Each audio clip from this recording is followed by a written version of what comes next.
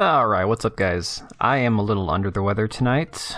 Decided to catch one of my kids cold or flu, whatever the hell this is, but wanted to go over all of the drama surrounding Lucasfilm, Star Wars, Marvel, everything basically having to do with the current state of Disney-owned Marvel and Lucasfilm, especially with the potential departure of Kathleen Kennedy coming very soon here.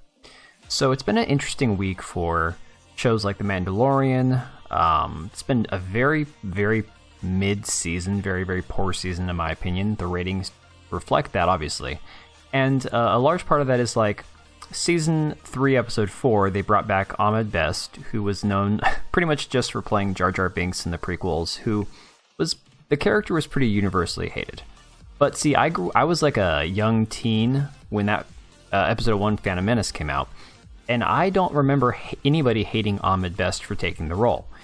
He was simply, unfortunately, in the position of his character was very, very disliked. And even like the media back then attacked him over it. It wasn't fans that were going after him. And now, for some reason, the media is trying to portray this this perception that the fandom is what drove him to almost ending his own life. Apparently, that's the story that they're going with. I never heard anything about this back then, but apparently the fandom was so toxic and so evil to this poor man that he almost took his own life, which, if that is true, that's terrible. But to be honest, again, I don't remember anybody in my age group, friend group, any of us that watched these movies having any issue with him. It was the fact that Jar Jar was an insufferable character. The season's not going well. Mandalorian is just, no one's watching it. We've seen Willow was canceled, so that was a godsend, but again, not good for Lucasfilm after its first season. And then we have Disney plus Indiana Jones series getting scrapped so that Lucasfilm can focus more on Star Wars, which not necessarily the best idea for them because that's not working out so well, it turns out. Leslie Headland, I believe she was Harvey Weinstein's protege. Her show The Acolyte is apparently only filming a pilot, or what they call a sizzle reel, not a full series, which is basically, the idea behind that is they give the producers of the show enough money for one episode to take to the investors, to take to the board and say, hey, here's what we have so far, what do you think? And if they decide, no, this is crap, we're not going to waste any more money on this, they kind of eat the loss of filming one pilot episode and then they just scrap the whole thing. So this show, The Acolyte, which is supposed to be super woke, full of, diversity and gay characters and very much, the modern take on Star Wars, isn't even greenlit yet, even though they announced it, I believe, a full year ago or more. Again, addressing The Mandalorian, the cash cow for Disney Star Wars on Disney Plus is not doing well. According to Samba TV ratings, according to looking at the IMDb user ratings, the show has lost half its viewership from this season in just 4 episodes. And I believe it, because that third episode, while some people want to argue that it was essential for setting up the characters moving forward and blah, blah, blah, it was incredibly long and incredibly boring, and there was literally nothing to care about in that episode. And it inevitably would connect back to the sequel trilogy, which, again, kind of quashes the rumor that Jon Favreau and Dave Filoni were going to save Star Wars and they were going to end Kathleen Kennedy's evil reign and they were going to do away with the sequel trilogy. No, that's not happening. That is not happening. I don't know if I have the article. I do right here. Most of these aren't bounding into comics. You can go read them in your own time. I'm just going to kind of summarize going through this here. Dave Filoni confirmed that at this point, everything was always going to connect to The Rise of Skywalker. So any thought that people had that Dave Filoni and Jon Favreau were going to somehow save Star Wars from the Disney sequel trilogy, that was never going to happen. I mean, I liked the rumors. I wanted to believe them a little bit, but deep down, we all had to have known this was not going to happen, right? So basically, The Mandalorian is going to continue bleeding viewership because of the fact that everyone now knows, it's been confirmed by the guys behind the show, nothing is going to change. There's no Veil of the Force that's going to erase the sequel trilogy. They're not going anywhere. They are the official new canon of Star Wars. We've also seen Victoria Alonso depart Marvel, and This is a spicy one because she was a very important person at Marvel. She was actually one of the ones pushing a lot of the diversity, equity, and inclusion criteria. She was the one that, if you remember the interview where they had changed Namor in Black Panther 2 to Namor, that was her.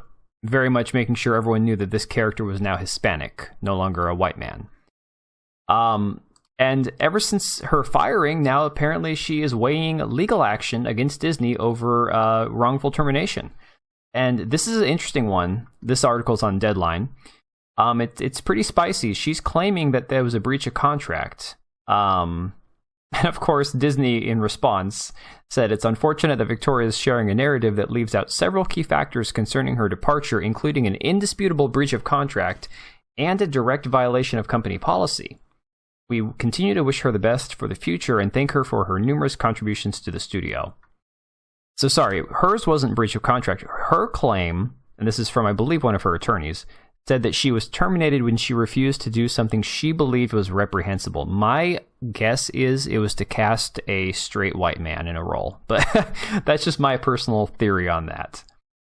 So now we've seen David Lindelof and who's the other one? It was Damon Lindelof and Justin Britt Gibson, who were supposed to be writing the next Star Wars movie that was supposed to come out in 2025. Well, we have yet to see that. The two of them went to the studio and they presented their scripts, and days later, they were both terminated. Well, I don't know if it was like a mutual thing or if they were fired, but essentially, they were supposed to be continuing the next 3 stories after the Star Wars saga, the Skywalker saga, as they call it. Rey's not a Skywalker, just throwing that out there. But yeah, Damon Lindelof and Justin Britt Gibson have left. So that's basically going to leave them without a writer unless they have somebody lined up to replace the two of them.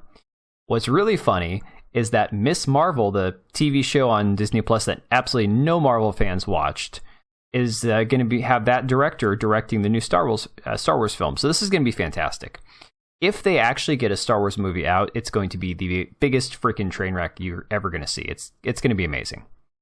This kind of goes now to this article from Fandom Wire, and there's a ton of news about this potential rumor. And this is not like when Doomcock was reporting on these rumors 3 years ago. This is legit, like, okay, now they're at the point where when the mainstream press is talking about this, it's getting serious.